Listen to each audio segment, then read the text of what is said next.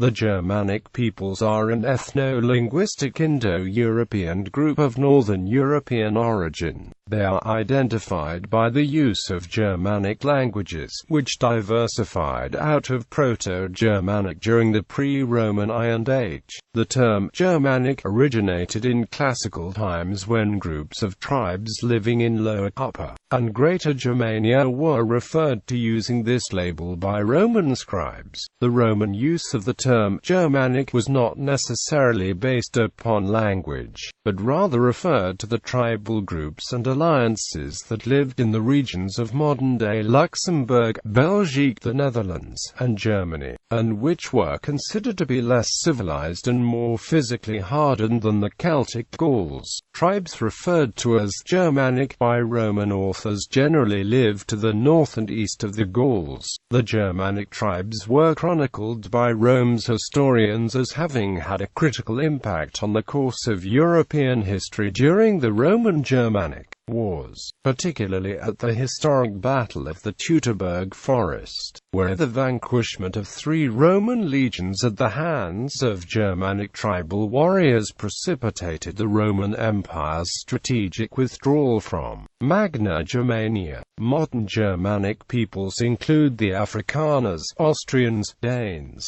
Dutch, English, Flemish, Frisians, Germans, Icelanders, Lowland Scots, Norwegians, Swedes and others. Ethnonym Germanic in approximately 222 BCE. The first use of the Latin term Germani appears in the Fasti Capitolini inscription de Gallicense Brivse Germ, which may simply be referring to Gauler-related people, but this may be an inaccurate date since the inscription was erected in about 18 BCE despite referencing an earlier date. The term Germani shows up again, allegedly written by Posidonios, but is merely a quotation inserted by the author Athenaios, who wrote much later. Somewhat later, the first surviving detailed discussions of Germany and Germania are those of Julius Caesar, whose memoirs are based on first-hand experience. From Caesar's perspective, Germania was a geographical area of land on the east bank of the Rhine from Gaul, which Caesar left outside direct Roman control. This usage of the word is the origin of the modern concept of Germanic languages, but it was not defined strictly by language. Under other classical authors, this sometimes included regions of Sarmatia as well as an area under Roman control on the west bank of the Rhine. Also, at least in the south, there were Celtic peoples still living east of the Rhine and north of the Alps. Caesar, Tacitus and others did note differences of culture which could be found on the east of the Rhine, but all of these cultural notes were around the theme that this was a wild and dangerous region, less civilized than Gaul, a place that required additional military vigilance when traversing the region. Caesar used the term Germani for a very specific tribal grouping in northeastern Belgic Gaul, west of the Rhine, the largest part of which were the Eburones, making clear that he was using the name in the local way. These are the so-called Germani Cicerinani, whom Caesar believed to be closely related to the peoples east of the Rhine, and descended from immigrants into Gaul. Tacitus suggests that this was the original way the word Germanic was used, as the name of a single tribal nation west of the Rhine, ancestral to the Tungri, and not a whole race, as it came to mean. He also suggested that 2 large Belgic tribes neighboring Caesar's Germani, the Novii and the Treveri, liked to call themselves Germanic in his time, in order not to be associated with Gaulish indolence. Caesar described this group of tribes both as Belgic Gauls and Germani. Gauls are associated with Celtic languages, and the term Germani is associated with Germanic languages. But Caesar did not discuss languages in detail. The geographer Ptolemy described the place where these people lived as Germania, which according to his accounts was bordered by the Rhine, Vistula and Danube rivers, but he also circumscribed into Greater Germania an area which included Jutland and an enormous island known as Scandia, while saying that the Germani had ancestry over the Rhine. Caesar did not describe these tribes as recent immigrants, saying that they had defended themselves some generations earlier from the invading Cimbri and Teutons. It has been claimed, for example by Moritz Gisseling, that the place names of this region show evidence of an early presence of Germanic languages. Already in the 2nd century BCE, Celtic culture and language was however clearly influential also, as can be seen in the tribal name of the Eburones, their kings' names, Ambiorix and Catavolcus, and also the material culture of the region. The etymology of the word Germany is uncertain. The likeliest theory so far proposed is that it comes from a Gaulish compound of *ger near plus *mani men, comparable to Welsh ger near, Old Irish ger neighbour, Irish gar near, Daric neighbourly. Another Celtic possibility is that the name meant noisy, cf. Breton, Cornish garm, shout, Irish gam, call. However, here the vowel does not match, nor does the vowel lengthen gamma at least G257. Others have proposed a Germanic etymology *Germani, spearmen, cf.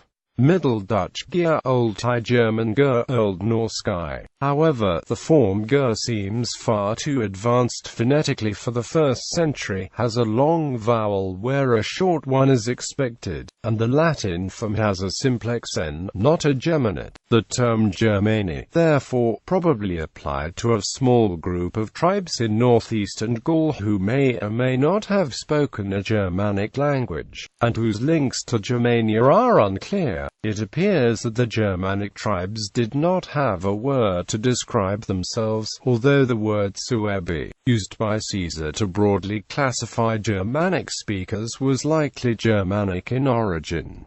They did however use the term Walhus to describe outsiders.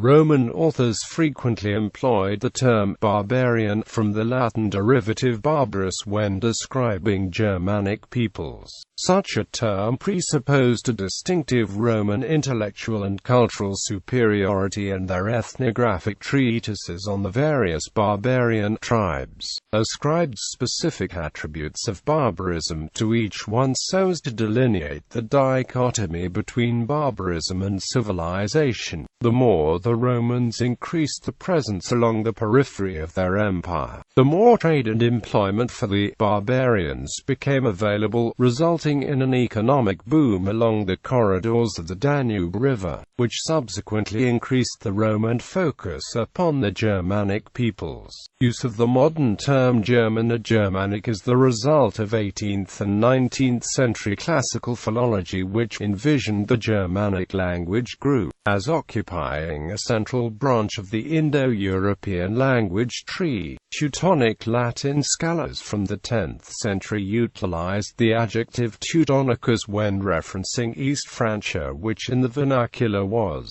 connoted regnem Teutonicum for that area and all of its subsequent inhabitants. Modern speakers of English still employ the word Teutons when describing Germanic peoples as a result. Historically, the Teutons were only one specific tribe, and may not have even spoken a Germanic language. For example, it is postulated by some scholars that the original Teutonic language may have been a form of Celtic. The source of this confusion whereby Teutons are lumped into the same category as the others comes from the contact with the Romans in the 2nd century BC, when they, along with the Cimbri and the Ambrons, led a frightening attack against the Romans. Teuton was the byword the Romans applied to the barbarians from the north, and which they used to describe subsequent Germanic peoples. Under the leadership of Gaius Marius, who built his career on barbarian antagonists, the Teutons became one of the archetypal enemies of the Roman Empire. classification. By the 1st century CE, the writings of Pomponius Mela, Pliny the Elder, and Tacitus indicate a division of Germanic-speaking peoples into large groupings who shared ancestry and culture. Tacitus, in his Germania, wrote that in their ancient songs, their only way of remembering or recording the past, they celebrate an earthborn god, Tuisco, and his son Manus, as the origin of the race, as the founders. To Manus they assigned 3 sons, from whose names, they say, the coast tribes are called Ingaeavones, those of the interior, Herminones, all the rest, Istaeavones.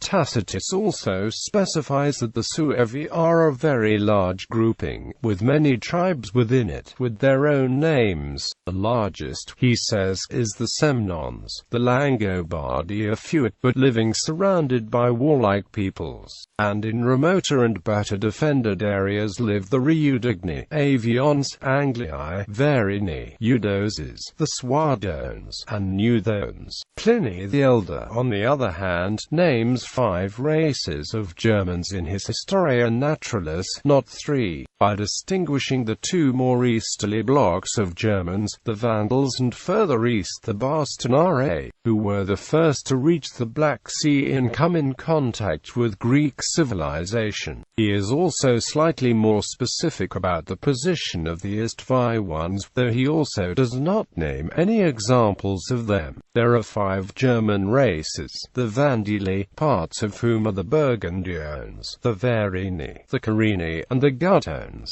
the Ingaeavones, forming a second race, a portion of whom are the Cimbri, the Teutoni, and the tribes of the Chauci, the Istaeavones, who join up to the Rhine, and to whom the Cimbri belong, are the third race, while the Hermanes, forming a fourth, dwell in the interior, and include the Suevi, the Hermundari, the Chatti, the Cherish, and the Puccini, who are also the Bastarnae. Adjoining the Daci, the remote Verini are listed as being in the Suebic or Hermionic group by Tacitus above, and the Eastern Vandalic or Gothic group by Pliny, so the 2 accounts do not match perfectly. In these accounts and others from the period, emphasis is often made upon the fact that the Suebi and the Germanic formed an especially large and mobile nation, which at the time were living mainly near the Elbe, both east and west of it, but they were also moving westwards into the lands near the Roman frontier. Pomponius Mela, in his slightly earlier description of the world, places the farthest people of Germania, the Hermiones,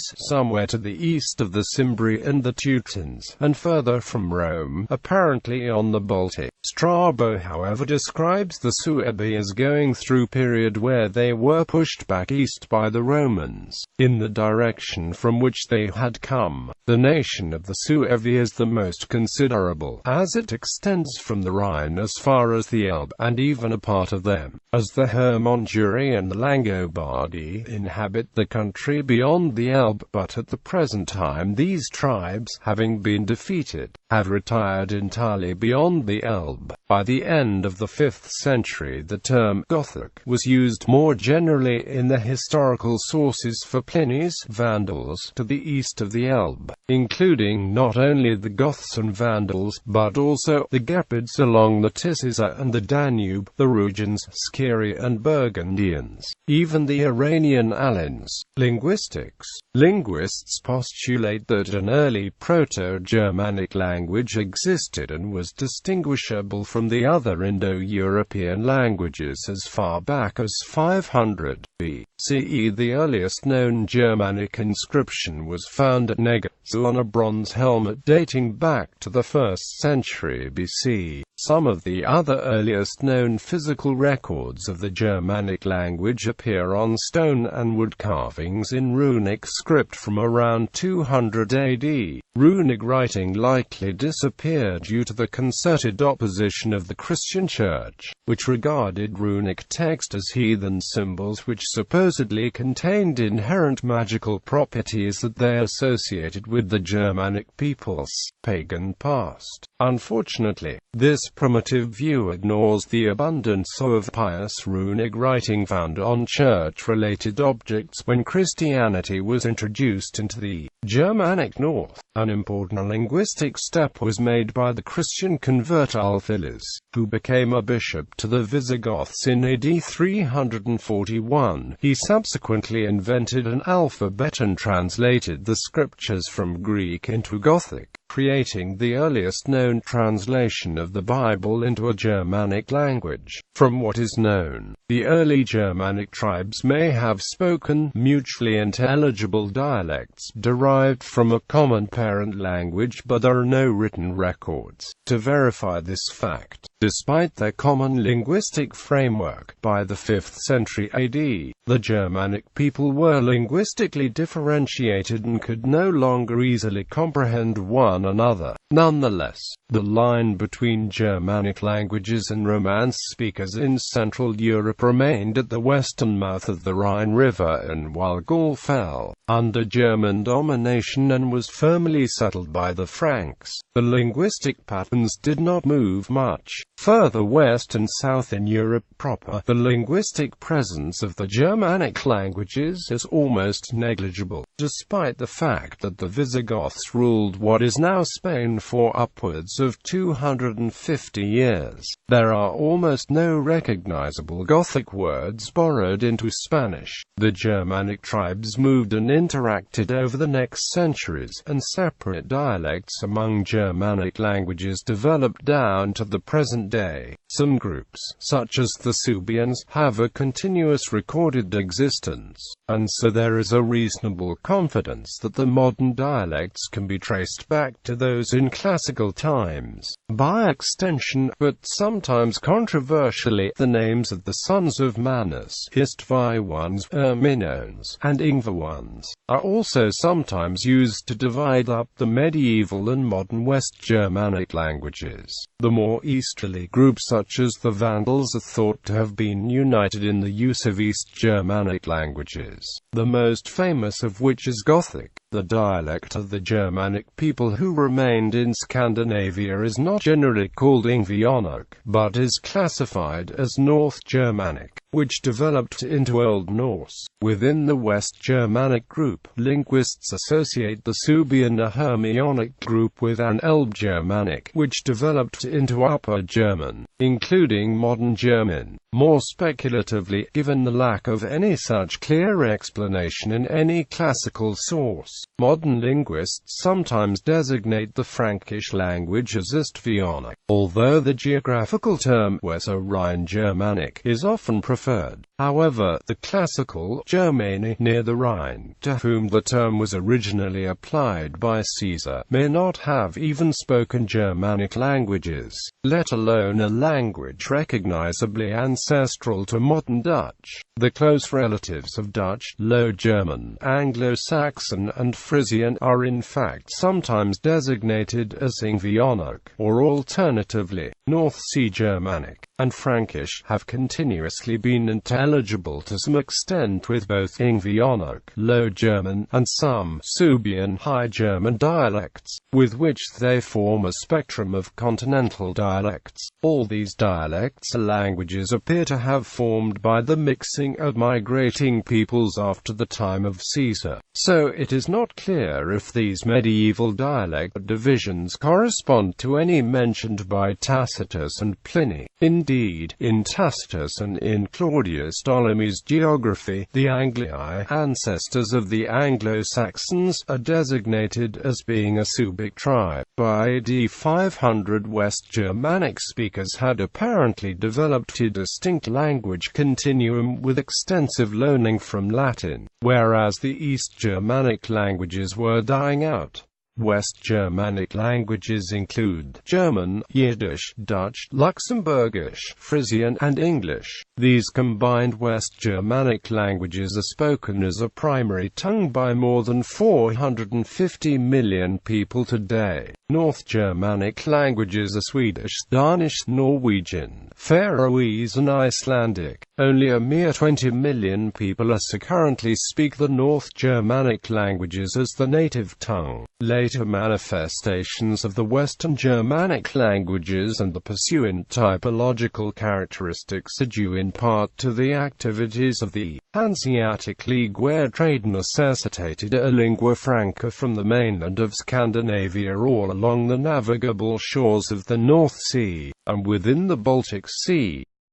The Germanic peoples are an ethno-linguistic Indo-European group of Northern European origin. They are identified by the use of Germanic languages, which diversified out of Proto-Germanic during the pre-Roman Iron Age. The term Germanic originated in classical times when groups of tribes living in Lower, Upper, and Greater Germania were referred to using this label by Roman scribes. The Roman use of the term Germanic was not necessarily based upon language, but rather Mania and Germania are those of Julius Caesar, whose memoirs are based on first-hand experience. From Caesar's perspective, Germania was a geographical area of land on the east bank of the Rhine from Gaul, which Caesar left outside direct Roman control. This usage of the word is the origin of the modern concept of Germanic languages, but it was not defined strictly by language. Under other classical authors, this sometimes included regions of Sarmatia as well as an area under rule of the Teutoburg forest, where the vanquishment of 3 Roman legions at the hands of Germanic tribal warriors precipitated the Roman Empire's strategic withdrawal from Magna Germania. Modern Germanic peoples include the Afrikaners, Austrians, Danes,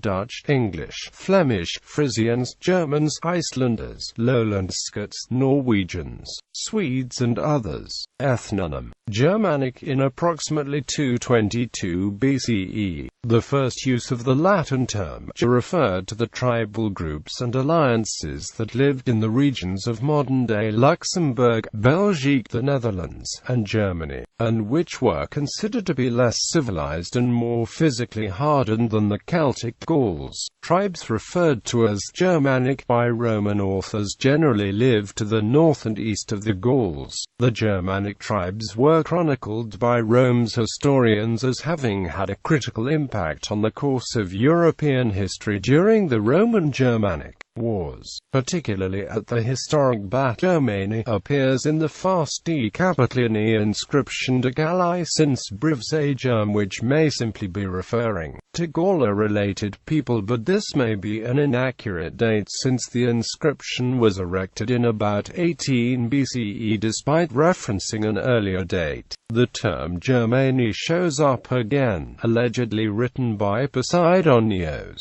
but is merely a quotation inserted by the author Athenaios, who wrote much later. Somewhat later, the first surviving detailed discussions of Germany